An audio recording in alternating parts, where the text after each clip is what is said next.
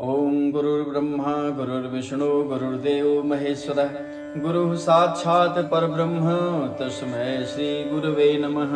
करौली शंकर देवाय गुरवे दिव्यात्मने नमतः क्लेशनाशाय श्री राधा रमण गुरवे नमः। प्रिय मित्रों, जब माता आदिशक्ति ने ब्रह्मा विष्णु महेश को उनका काम बांट दिया तो विष्णु भगवान ने ब्रह्मा जी से कहा कि आप जब सृष्टि रचना करेंगे तो मैं उनका पालन करूंगा। और वह जलराशि के नीचे गए, शेषनाग की सया बनाए और उस पे लेट गए। लक्ष्मी जी उनका चरण कमल दबाने लगी। ब्रह्मा जी तप करने के लिए जगह ढूंढने लगे कि मैं कहाँ बैठ के तप करूं, क्योंकि तप से ही सृष्टि रचना संभव है। तो जैसा कि महात्मा तुलसीदास जी लिखते हैं अपने रामचरितमानस में, तप बल रचई प्रपंच विधाता, तप बल विष्णु भये जगत त्राता, तप बल शंभु करहि संहारा, तप ते अगम न कछ संसारा। तप से ही सब कुछ संभव है। एक विद्यार्थी विद्यालय में तपस्या करता है, उसका परिणाम उसके सामने आता है। तो तप से ही सब कुछ संभव है। एक योगी तप करता है, उसका परिणाम फिर उसके सामने आता है। लक्ष्मी जी ने सोचा कि विष्णु भगवान सो रहे हैं, योग निद्रा के प्रभाव में हैं, इनको जगाऊंगी तो मुझे पाप लगेगा। तो अपने माया के प्रभाव से लक्ष्मी जी ने विष्णु भगवान के कान से मधुकैटभ नामक दो दानवों को पैदा कर दिया। और वो दोनों पैदा हुए और ऊपर गए जलराशि पे। और उधर ब्रह्मा जी को देखा कि कमल के आसन पे पद्मासन लगाए ब्रह्मा जी तप कर रहे हैं। उन्हें भूख लगी, उन्होंने सोचा कि ब्रह्मा जी को खाते हैं। और फिर ब्रह्मा जी को खाने का जब वो उपक्रम कर रहे थे, ब्रह्मा जी को पता चला, वो वहां से भागे। और जहां तक ब्रह्मा जी भागे वहां तक मधुकैटभ दौड़ाए। हर जगह जलराशि ही थी, कहीं पे थल नहीं था, पृथ्वी नहीं थी। इसके बाद ब्रह्मा जी उसी कमल नाल को पकड़कर नीचे जाते हैं तो देखते हैं लक्ष्मी जी विष्णु जी शेष शैया पे बैठे हैं। विष्णु भगवान लेटे हैं, लक्ष्मी जी चरण कमल दबा रही हैं। ब्रह्मा जी ने कहा, हे देवी, विष्णु भगवान को जगाओ, इनका काम है पालन करना, पहले मेरा ही पालन करें। विष्णु भगवान पहले मेरी ही रक्षा करें, मुझे दो दानव खाने के लिए दौड़ा रहे हैं। लक्ष्मी जी मुस्कुराई और बोली, हे ब्रह्मा जी, सोते हुए पति को जगाने से महापाप लगता है, इसलिए आप जगा लो। ब्रह्मा जी बोले, फिर तो मुझे भी पाप लगेगा, ये जगतपति हैं, तो क्या किया जाए, कैसे जगेंगे?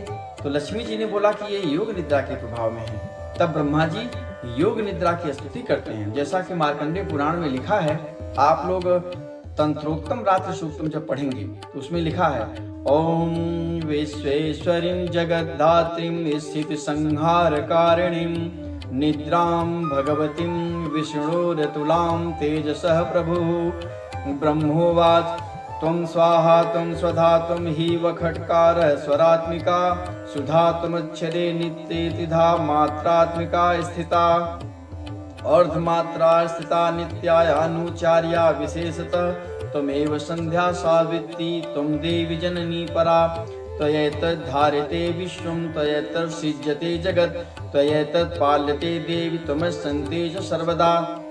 तो स्तुति करने लगे। उस स्तुति से प्रसन्न होकर योग माया विष्णु भगवान के आंख नाक कान से प्रकट हो गई, निकल के बाहर खड़ी हो गई। बोली, किस लिए हमें याद कर रहे हो?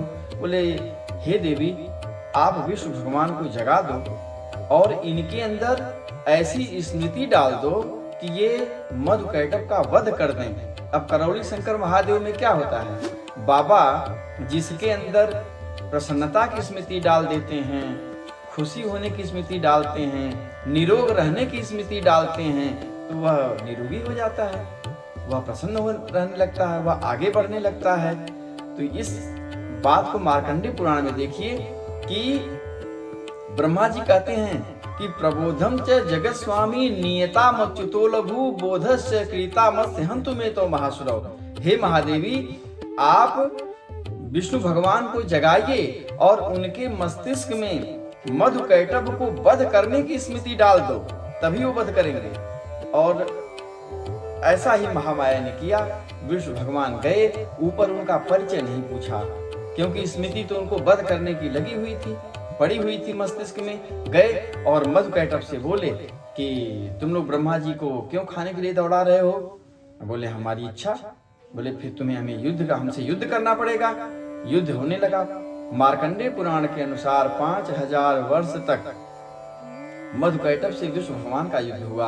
और जब विष्णु भगवान थके तो बोले हे माँ, और तुरंत तत्काल महामाया प्रकट हो गई। वचन दिया था कि जब कभी हमें याद करोगे मैं आ जाऊंगी। तुरंत प्रकट हुई माता। बोली किस लिए याद किए नारायण? बोले ये तो मर ही नहीं रहे हैं। बोले ये तुम्हारे ही पुत्र हैं, ये छल से मरेंगे, ये इतनी आसानी से मरने वाले नहीं हैं। बोले मैं इनके साथ क्या छल करूं? बोले ये माया के प्रभाव से उत्पन्न हैं, तो इन्हें माया ही मोहित कर सकती है।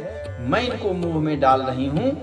मैं इनके मस्तिष्क में मोह की, काम की स्मृतियां डालती हूँ। अब जब ये काम मोहित होंगे तो लड़ाई अपने आप बंद करेंगे। फिर तुम इनसे वरदान मांग लेना और इनका वध कर देना। तो अब बिल्कुल त्रिपुर सुंदरी का रूप धारण किया, विश्व मोहिनी का रूप धारण करके माता आदिशक्ति ने मधुकैटभ की तरफ कटाक्ष किया।